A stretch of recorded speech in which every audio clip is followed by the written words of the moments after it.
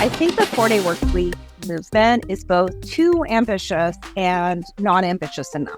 We are about to run out of work, my friends.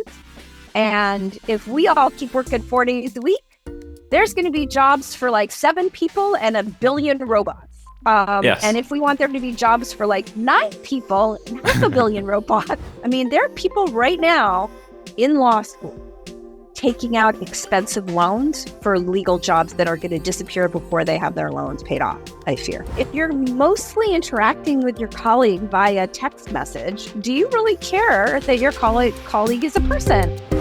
Are you tired of working 5 days a week? Welcome to this week's episode of Future Work. Today, I have the honor to welcome Alexandra Samuel, a speaker data journalist and the co-author of Remote.Inc, How to Thrive at Work Wherever You Are. Alex holds a Ph.D. from Harvard University, and her writing on work and productivity appear frequently in the Wall Street Journal and Harvard Business Review. In this episode, we talk about the problem with Fridays, the challenges of a 4-day work week, which jobs AI will take over, and how to become a business of one. So let's dive in.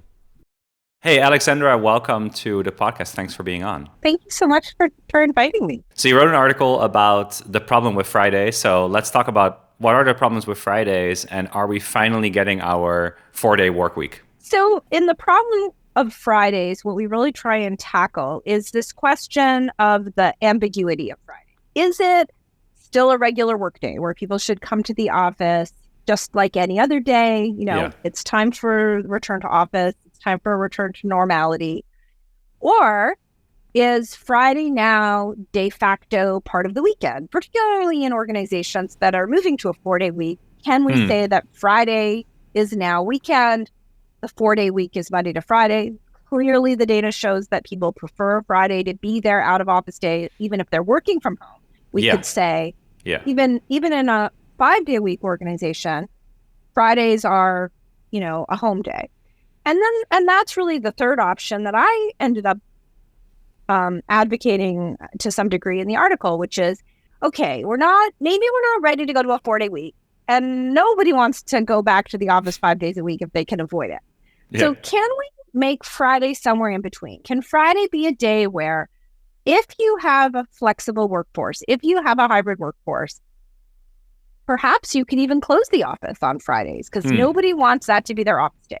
Friday can be a work from home day. Friday can be a concentrate on the stuff you need to do without getting interrupted day if we say that phone calls and meetings don't get booked for Fridays. And I think that and then also maybe it's the day you see your dentist, right? if you know you're not going to have meetings, if you know you're not going to have Zooms and so on, maybe it's the day you can take care of some personal things. Maybe if you've really gotten your work done over the course of the week, this is, sacrilegious. Maybe you're going to even take some personal time on Friday. That would be the interesting question, right? So does that then lead us into, kind of where we're basically tapering off work and we're kind of getting ready for maybe having that 4-day work week?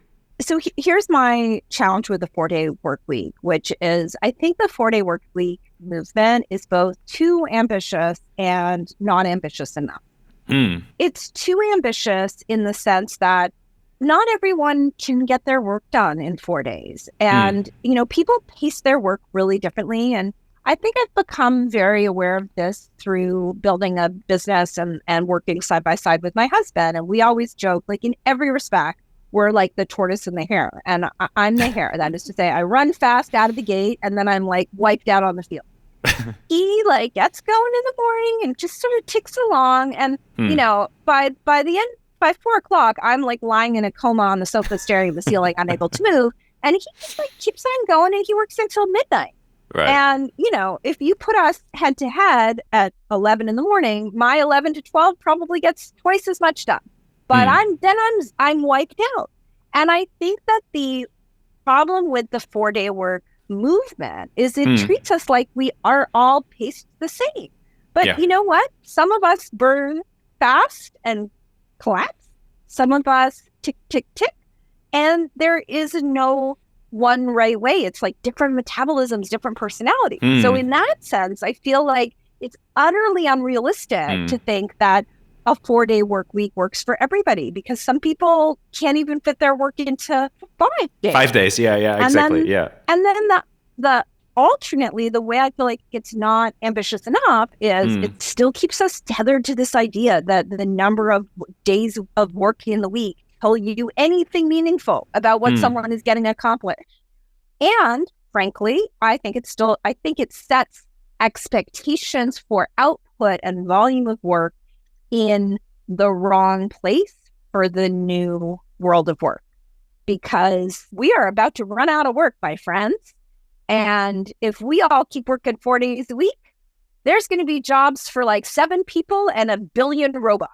And if we want there to be jobs for like 9 people and 500 million robots, we might need to scale back to 3 days a week and reconceive our ideas of how much work constitutes a full-time job.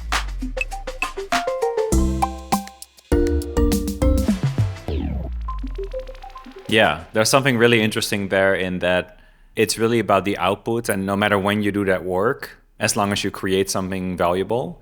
And then obviously the age of AI is upon us. I think quicker than we thought even a year ago. Yeah. How do you see the world of work changing? Yeah, if you're kind of getting into that direction. So let's just talk about AI and how that's going to change the way that we work. It's already changed the way we work, right? We've already seen people harness AI to the work of expediting routine tasks. And I think the really profound change that we're just starting to see is we're used to the idea of technology displacing manual labor. We are not used to seeing technology displace white-collar labor and highly specialized professional labor. True. I mean, there are people right now in law school taking out expensive loans for legal jobs that are going to disappear before they have their loans paid off, I fear.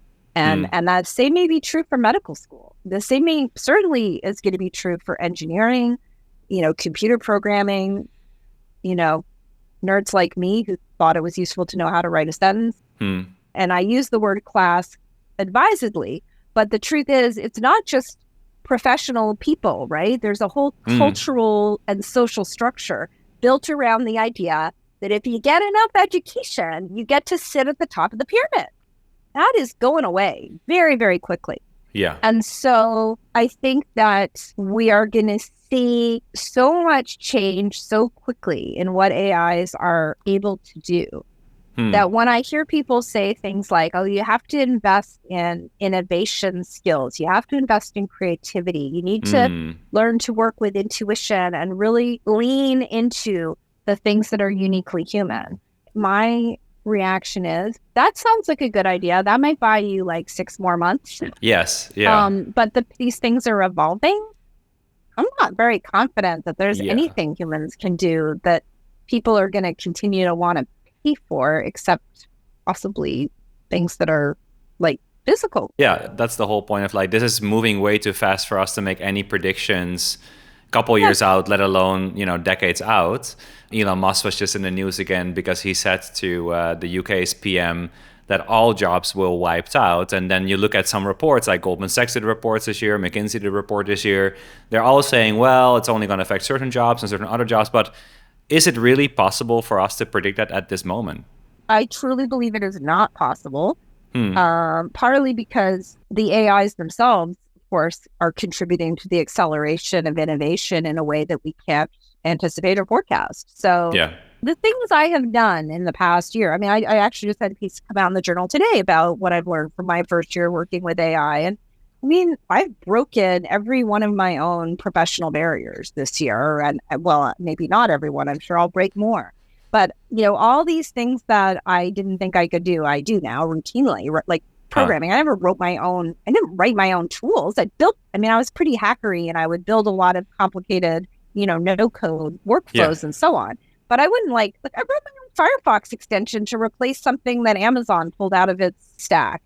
And I would never have thought about doing that a year ago. And so, when you realize how much has changed in year one, where all the AI is working from is really the people and the first couple of generations that went into it.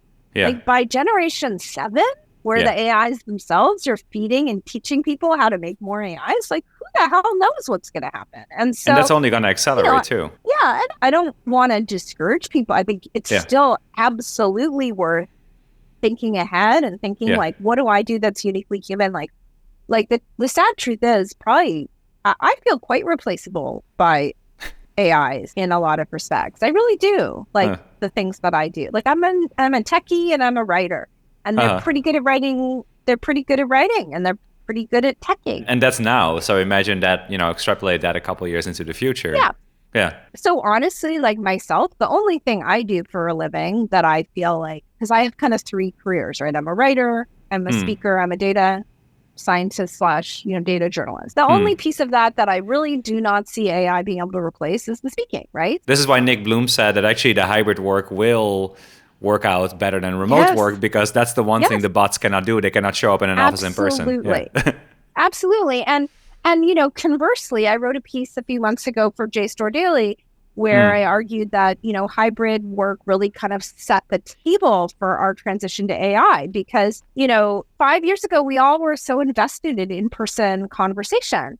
And these years of remote work have really trained us to conduct more and more of our interaction over email, over Slack, over Teams. And at a certain point, if you're mostly interacting with your colleague via text message, do you really care that your colleague is a person? Or are you happy if your questions are answered by a friendly bot? Like, I think we have really taught ourselves to, in some ways, make the most of AI, but also to accept a lack of human contact in a way that, 100 years ago when the robots rule us all, our great-great-grandchildren may live to regret.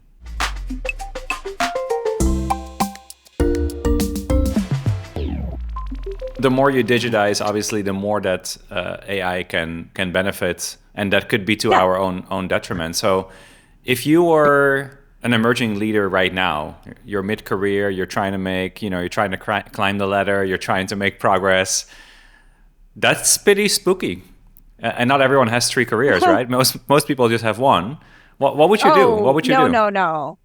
Okay, nobody's going to have one. Nobody even has one now. And we're seeing let's talk about that. People are changing careers more and more. Yeah. So like truly the most important skill is the ability to learn, change, adapt, right? You need to be able to say, well, right now I find myself as a data journalist, but I guess the robots just figured out how to do that. So I'm going to do something else now. Yeah. And I'm going to sit down with, an AI and I'm going to learn how to do this new thing. So quickly moving ahead of the speed of AI, basically, and being agile enough to be on the next. And to decouple your identity from your job title and to recognize that like your job title is like maybe like your winter coat. You'd like it to last more than one season, but you're not expecting it to last the rest of your life. And so learning to reinvent yourself and just accepting that is the nature of work now, I think is really crucial. And then I think for those who are in, leadership roles, that is to say, and that doesn't mean being a CEO, it means like managing a team of 4 people maybe. It's your job to also mentor and cultivate that relationship and that capacity within your team. I mean, I'm just gobsmacked by the number of organizations and the number of managers who are banning their employees from using AI. And I'm like, so what you want is to see them replaced by AI, because that's really the choice, right? It's like either they learn how to use it and they get more valuable and they, and each of the 4 people on your team creates 20 times the value for your company of what they're creating now, quite possibly while working less and having a nicer life. Or those 4 people get replaced by AIs that do twice what they do for a tiny, tiny, tiny fraction of the cost. But this is a little bit like head in the sand. If we just ignore that AI is coming, then things will be fine. And to have some empathy here, I think there's 2 really big forces that are preventing people from making these, maybe 3. I mean, one is it's hard to be that forward-thinking leader if your organization is paranoid about AI, and for good reason. Like there's a lot of data privacy considerations that go into it. And so, unless your organization is creating kind of like a safe container for AI, it's hard to cultivate that capacity in your employees. So that's one obstacle.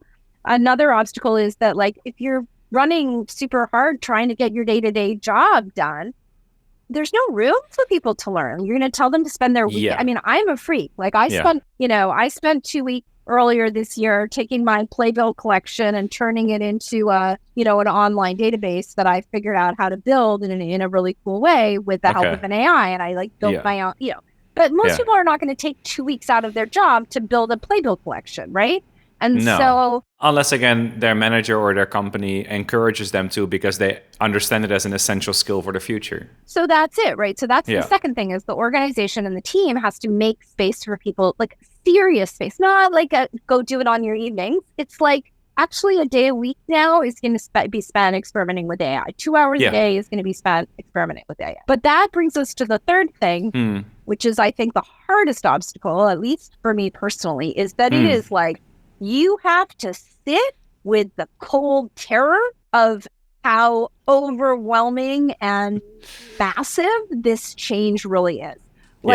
Every time I sit down to try and expand my AI knowledge, there's I want to look at 3 new things that I heard about. And in the course of looking at the 3 new things, I discovered 30 new things, and 15 of the 30 new things have capacities that I don't even begin to understand, and flip my lid, and I'm so overwhelmed that I just want to go hide in a hole. This is what most people face. Yeah. It's too much, it's too new, it's too fast, it's too overwhelming.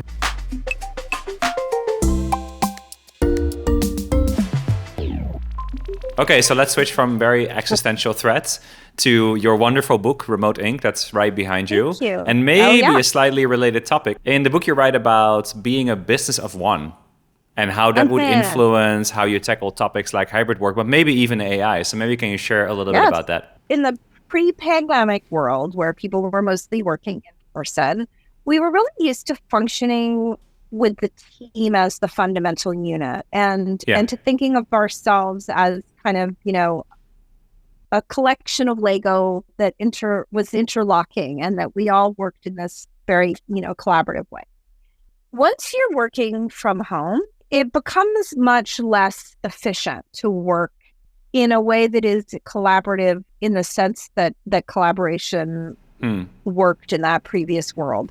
The office had a real comparative advantage for collaboration, because you always had somebody you could ask that question of, if you needed to meet, the friction of it. There was no you're not sitting at the boardroom table saying, wait, you're on mute, right?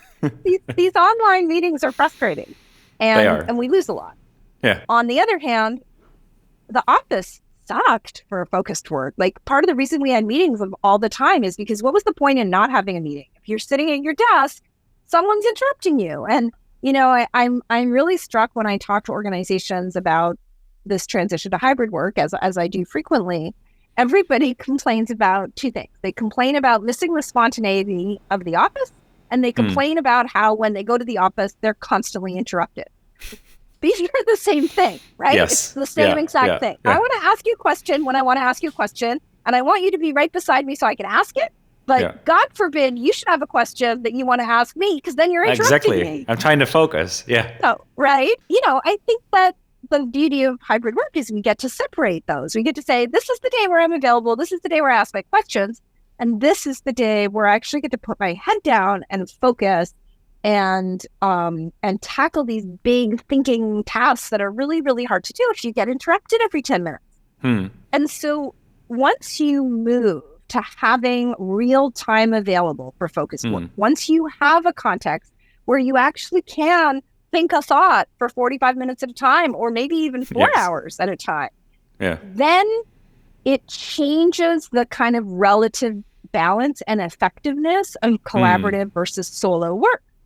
And it becomes much more efficient for us as a team to think less like Lego, where you have to all click together to become something, and more like a kind of intellectual or virtual assembly line, where I do my piece, I hand it to you, you do your piece, you hand it back to me. and the pieces of work are kind of discrete, separate tasks that get passed in stages from one person to the next.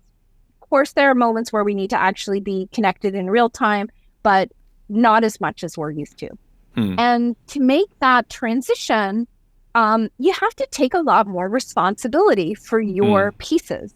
You have to stop waiting for the boss to say, hey, Alex and Dan, you need to do this together. And instead say, actually, Dan, I'm going to do this thing and then I'll send it to you and you give me your feedback and move it forward. Yeah. And, what we advocate in the book as a way of reframing your outlook and your relationship towards your work in this new framework is to think of yourself less like an employee who's taking orders from the boss and whose time is being dictated on a day-to-day basis by the team, and more like, a one-person business, because your home office is the workplace now. Welcome to my HQ. Yeah, exactly. Yeah. And it's your job to organize your work and deliver great outcomes to your client, where your client is your boss or your colleague who's waiting for the first draft of the report or waiting for the data or whatever it is they're waiting for. But it's that level of autonomy and also that level of responsibility and accountability for what you're delivering that shifts when you start thinking of yourself not as a cog in a machine, but as an independent agent responsible for what you are taking on and responsible for what you're delivering. And how would you affect, because I think that's what ideally every manager wants, right? That people take a lot of responsibility, that they feel that they have autonomy in their work. How would you affect that in a team? So if you have people reporting into you, how do you kind of make that transition? So the first thing is I actually don't think that's what every manager wants. I think a lot of managers do not want that at all.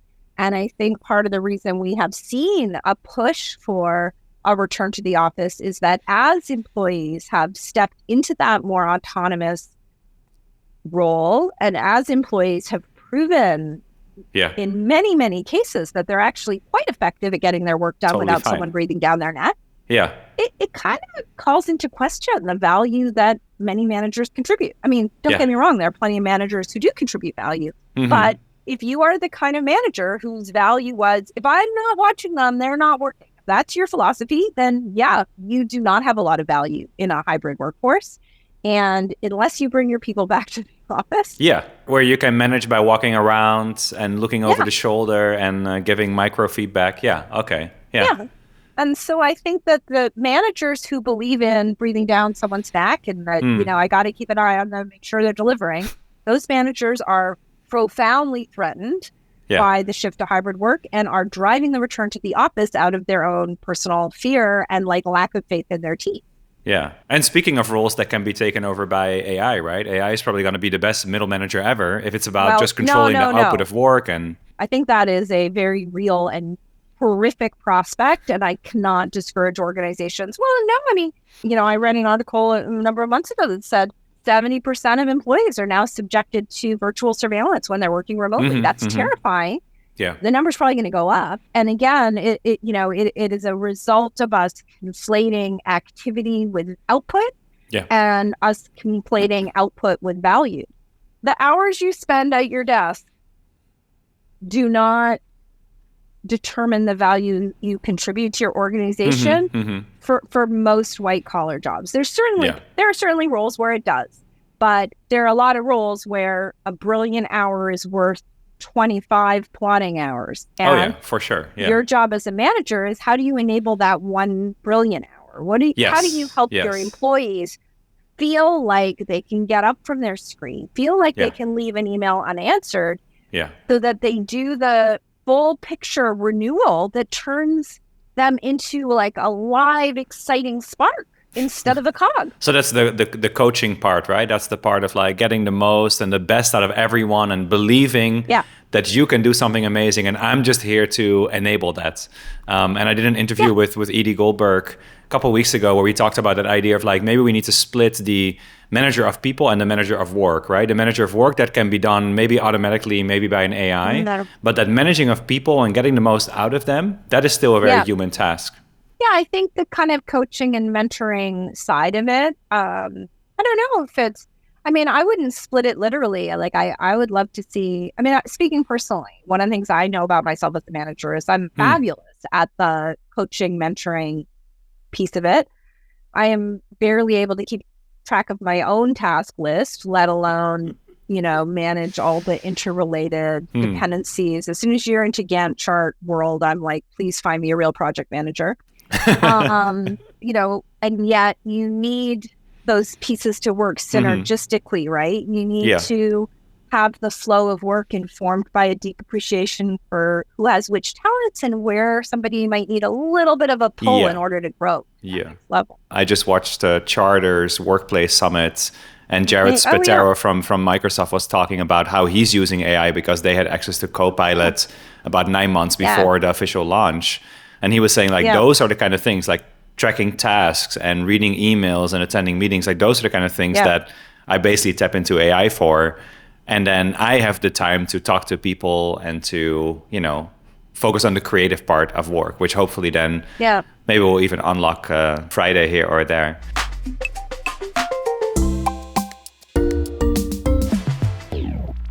I think there's so much more to discover, but we try to keep these episodes short and concise. So maybe just to close out, like after we've talked about all the things, all the impending doom, what's a wish you have for the future of work? I mean, I actually think we're on the verge of a beautiful transformation in the nature of work, because the old workplace is gone. Like, it's just over. People may not have fully noticed or accepted that yet. Yeah, but they will. AI is going to ensure that they do. And there may be terribly painful processes of transition. Those are fundamentally kind of social and economic choices. I hope that businesses and employers will play a responsible role in participating in a conversation about how we ensure that you can have a good life without working for 40 hours a week. Yeah. But if we can solve the sort of distributive problem, the justice side, the question of how people can have a living, I mean, we are in a moment where we can really rethink how much of our lives are spent on work and how much of our work is spent on tedious stuff. Because, the AIs, bless their hearts, they don't care about tedious. They really don't mind. As far as I can tell. Maybe eventually it'll turn out they really mind, and that's where we'll get into trouble. But so far it seems like they don't mind. That will be a deep grudge. Okay, right. It's like, imagine a revolution of interns. The opportunity for us to get to a point where we're tapping the power of AI to accomplish way more in terms of value, in terms of output, with way less actual hours. So that we see that our notional 40-hour a week job is like 10 hours at your desk and 30 hours of walking with your friend on the beach and going to cocktail parties with other people who may or may not be in your industry, and like doing pottery classes and jamming with your band and, taking your kid hiking, because we honestly don't know where the inspiration is going to come from, where the energy is going to come from. And so I believe that we have the potential to enter a new world of work where we stop with this ridiculous binary of work versus life and recognize that the human work, that is to say the work that is not done by AI, requires whole humans. Yeah. And whole humans, the job of being a whole human is not a job that can be done in the 2 hours between your commute and bedtime. The job of being a whole human is a full-time job that leaves a little bit of room for you to sometimes sit at your desk and give the next task to an AI. Okay, that sounds like a future we can all believe in. Alex, thanks so much for being on. Thank you.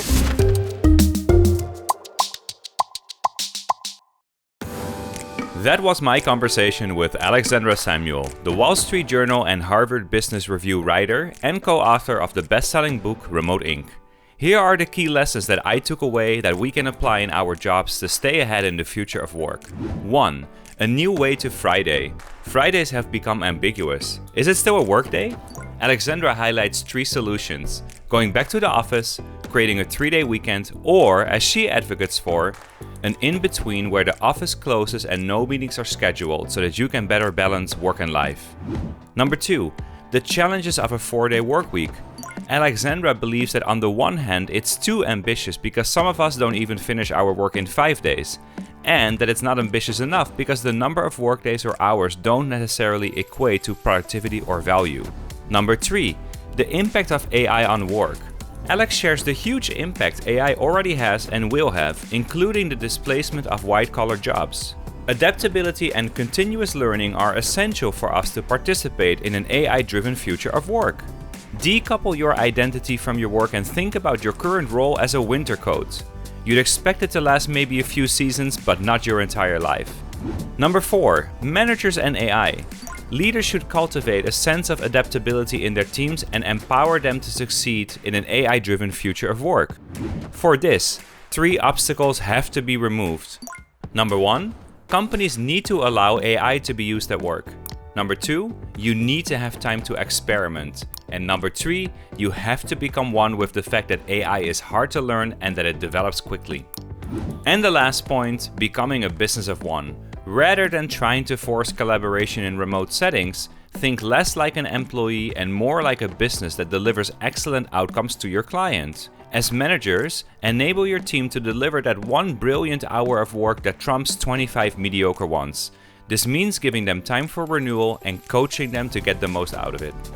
And Alex's final thought, we're on the verge of a beautiful transformation in the nature of work. We're in a moment where we can rethink how much of our lives is spent at work and how much of our work is spent on tedious stuff. Because the AIs don't care about tedious, they really don't mind. Join me again in 2 weeks as I welcome Rebecca Hintz, a Ph.D. leading research efforts at Asana to create a better world of work. It's a data-filled episode that surely will get you thinking.